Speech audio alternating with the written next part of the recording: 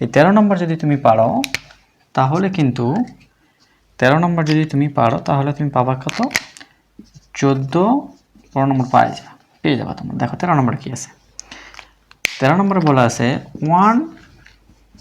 1 plus সাইনে অবশ্যই left hand side দিবা প্লাস 1/1 মাইনাস সাইন। ওকে, দেখো এখন দুটোই সাইনই আছে, দুটোই প্লাস, তাহলে আমরা প্রথমে সাইনে থাকলে কোনো ভাঙার দরকার নেই, ডাইরেক্ট লসাও করবা। লসাও করলে আমার কি হবে 1 প্লাস সাইনে আর 1 মাইনাস সাইন। ওকে, এটা তো ভাগ করলে শুধু এটা চলে যায়, এটা থাকে, তাহলে লিখবো কি 1 মাইনাস সাইনে প্লাস, এটা দ্বারা যদি ভাগ করে এটা চলে যায় তাহলে প্লাসটা থাকে, মাইনাস চলে যায় প্লাস থাকে, লিখতে পারো 1 প্লাস সাইনে। দেখো 1 প্লাস সাইনে 1 মাইনাস সাইনে কাটা, তাহলে উপরে থাকবে কত 2 আর নিচে থাকবে কত a plus B into A minus B, তাহলে এ প্লাস বি আর এ মাইনাস বি।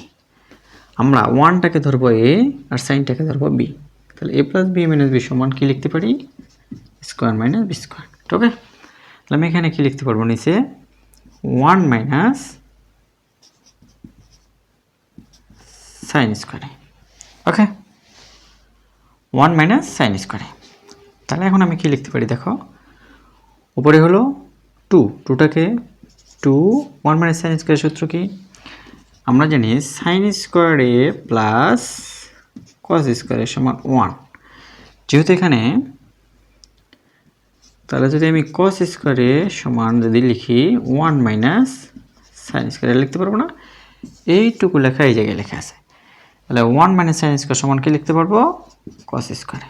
এবার দেখো আমরা কি তুলব, তো 2টাকে আমরা সামনে নিলাম, 2 যদি সামনে নিয়ে 1 উপরে কোনো কিছু থাকে না, থাকবে হচ্ছে কস স্কোয়ারে, তাহলে 2 1/cos স্কোয়ার সমান কি সেক স্কোয়ার।